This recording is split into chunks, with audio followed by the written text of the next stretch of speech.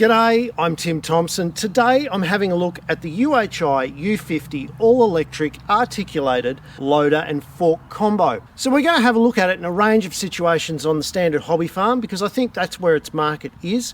I'm going to have a look at a few of its features, a few things that I think could be had a look at, and a couple of reasons why I think you should or shouldn't get one. If you like this kind of video, don't forget, hit the little subscribe button, give it a thumbs up, and there's plenty more content on timthompson.ag.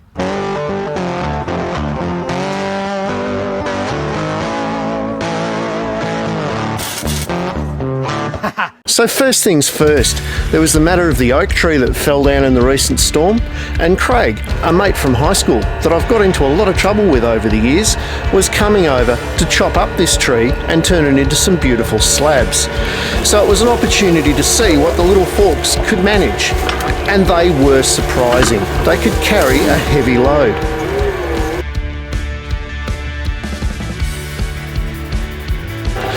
One thing I will point out is that the turf tyre combination, which was so good on the grass and didn't chop it up at all, did limit the loader in terms of what it could get into in the bushier sections. There is a bit of a choice for people buying this machine. You either go with the ag tyres that'll be really good and grippy, or you go with the turf tyres that might lack a bit of grip in the rougher terrain. To overcome the limitation of the turf tyres, we actually used some straps to pull out the heavier bits of timber, and once we got them out into the flat and open, they were no problem at all to lift. The machine was a delight to operate, and as you can see here, it negotiated tight areas quite easily.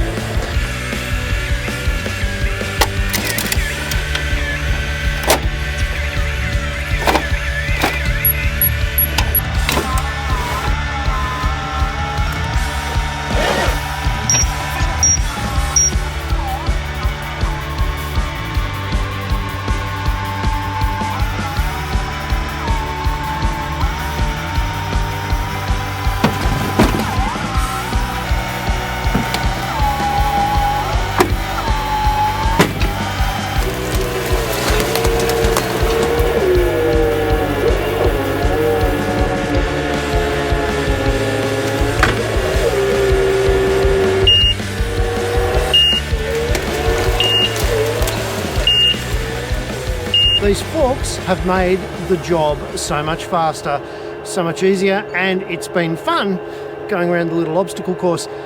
I will add too that because of the turf tyres, I haven't made any impact on the grass at all. With the heavy logs now loaded onto Craig's ute, it was time to get rid of the rest of the timber into a burn pile, and it handled this perfectly, getting over a fence quite easily.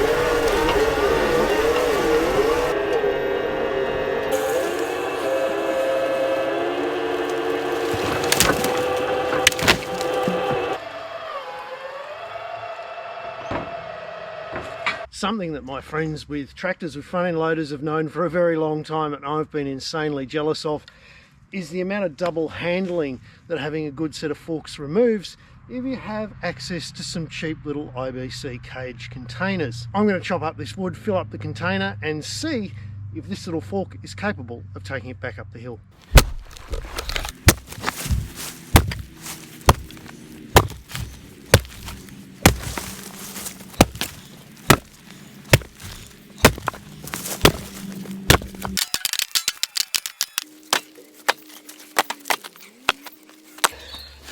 Don't forget, this is heavy hardwood from a limb that only fell down last week, so it's still really green. The sap's running out of it, as you can see.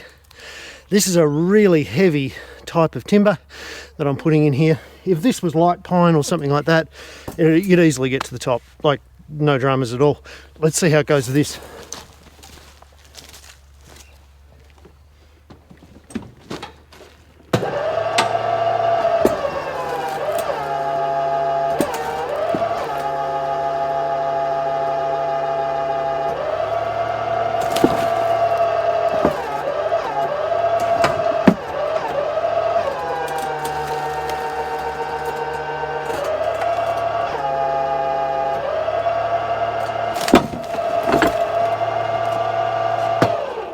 So we found its limit. So now with the load adjusted down to about 3/4, the hydraulics could keep up with the load. I know this might seem a bit disappointing, but don't forget this was green hardwood. Now let's see if it can get up the slope. Well, the little machine was quite surprisingly good on about an 8-degree slope, and it got up the hill without losing too much speed. Although I will point out, being articulated, I felt every bump and I was a little bit nervous going over the tree roots. It did it, but I'm not going to lose credibility by calling this a success. The IBC is only 3/4 full. Yes, it is green wood, but that's when you cut wood and load it into an IBC. The machine was able to get it up here. It took a bit of skill to get it into position here, particularly when turning across a slope with that amount of weight. I just think that this is too light a duty to expect this of it, so I've overestimated its capacity with this trial. Having said that, if you had one and you wanted to collect some firewood, as long as you're happy with 3/4 filling it, you can get the wettest, heaviest wood available, and you can do just that. With dry wood, it's probably okay.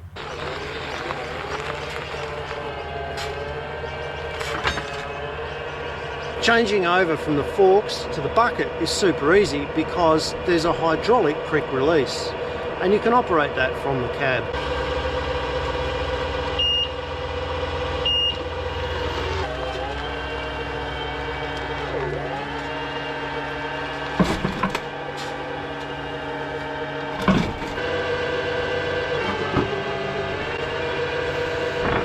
The hydraulics are well laid out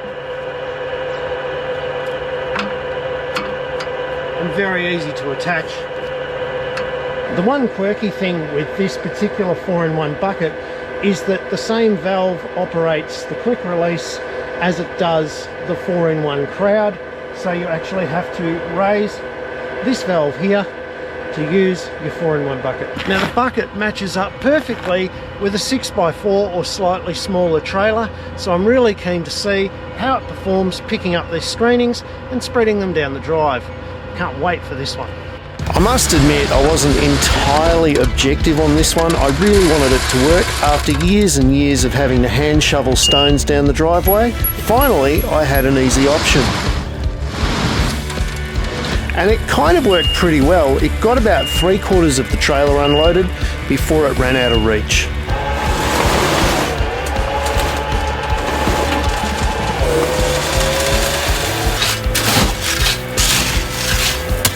So I'm still shoveling a little bit, but it certainly made the workload a whole heck easier. Of course, anyone who's ever had to grub out posts by hand will know the joy they felt when they first get on a 4-in-1 bucket. It just makes it so much easier. The manoeuvrability of this little articulated loader was certainly fantastic for this job, and it made it really quick and absolutely a joy to do.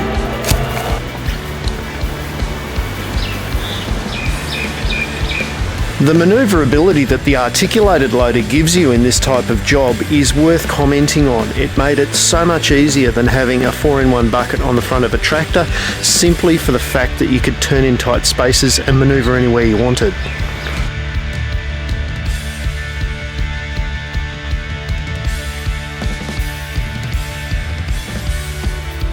Next up, we tried using the mini 4-in-1 bucket as a grab to pick up branches left over from the tree. Having an aperture of only literally a few inches meant that this was a difficult task for the mini 4-in-1 bucket, and once again I think we found the limits of the machine.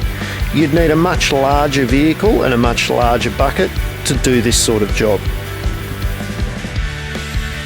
Even dragging backwards and trying to crowd and drag into the bucket before we closed it didn't really help, so unfortunately this is a no.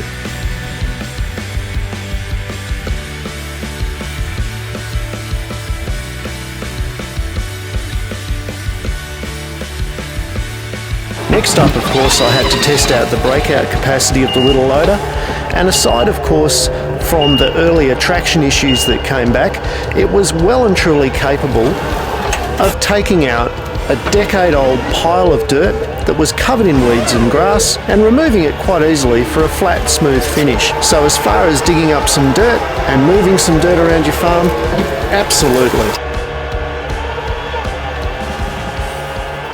As well as being comfortable seat, The mast has a lift height of 2.1 metres, meaning that this bucket will lift high enough for most applications around the yard. Hey! No, I'm shooting here. Don't. Hey! You better come back. Turns out my wife really liked it too.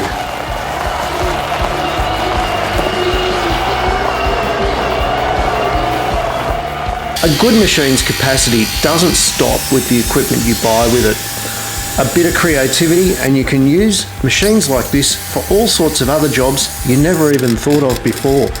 A little bit of world-class creativity and I had a lovely set of smudge bars set up to smooth out those stones I just finished spreading.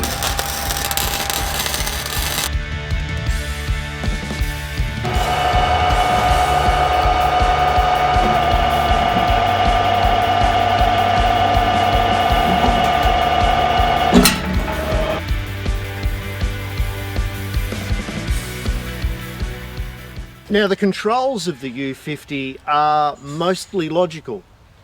Mostly. Let's go over them. The center point of your controls is of course this lever here to your right. You've got a forwards button to move forwards using your accelerator. You've got a reverse button to move backwards, once again using your accelerator.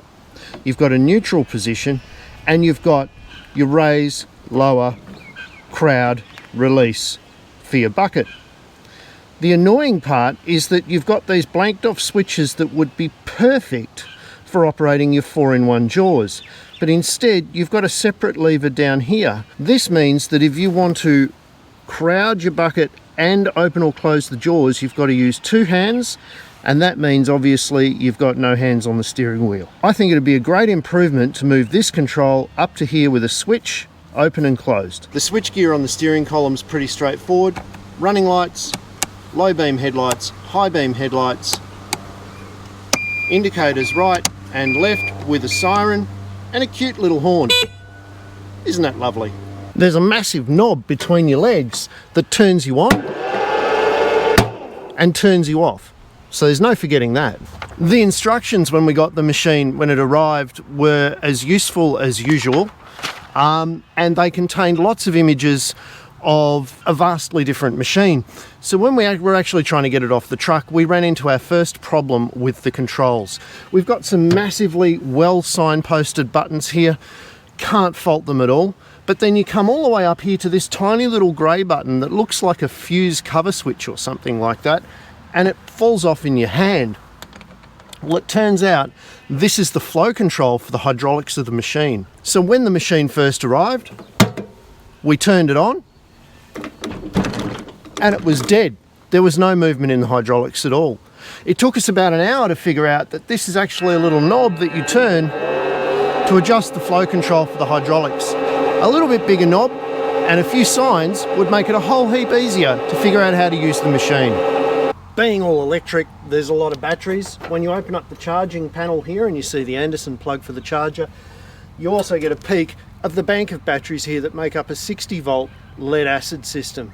I know there's going to be people in the comments that will probably hang it on lead acid and say that modern battery systems should all be lithium. Lead acid's actually arguably better for the environment than lithium, and they do give you a 4 or so hour runtime before charging, which is more than adequate for most situations. The smart charger that comes with them is wall mounted, and that's a really good point. Perhaps when we're building sheds these days, we should look for mounting points for chargers, because eventually it's going to happen. We're going to buy electric vehicles. Now, being lead acid, they do weigh a bit. This machine weighs a ton. Literally, it weighs a ton, which does help with traction, and the weight distribution's pretty good. The batteries are up reasonably high, so it does have a higher centre of gravity than perhaps ideal, but that also means you've got good ground clearance underneath. There's motors front and rear. This is what supplies the four-wheel drive system through a diff at the front and the rear of the machine. This of course limits your fording depth to about 10 centimetres, and you want to keep these motors as free as possible from dirt, debris, dust and mud. So I think this is going to limit the use of a machine like this in the paddock. The motors are fully serviceable, and to last the lifetime of the vehicle you need to grease them about once a year. The instructions on how to do that are supplied. There are grease nipples supplied with the 4-in-1 bucket, but I do note with interest that the 2 pins for the ram have no way of greasing them except to unbolt them, grease them and replace them. Having a greasable bolt might be a good little option in the future for this. Most other spots on the machine seem to come with grease nipples, so greasing this machine is not only obvious, but it's easy. Now, as you all know, I'm a big fan of safety, so it's time to talk safety. There is a lap sash seatbelt. It works. It's adjustable. There is a roll cage. It's kind of important if you have a roll cage that you have your belt on, otherwise that just acts as a guillotine, so it's good to have the two. But if we're going to be talking about safety, I think we need to address the elephant in the room. Watch this.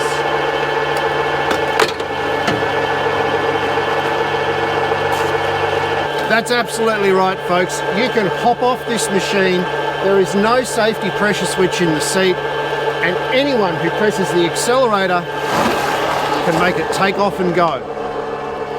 Now I think that's going to limit the ability for commercial premises to buy this machine, and for the sake of a cheap little switch that would be easily wired in, I would urge the manufacturer to bring this in and retrofit it to their models quickly.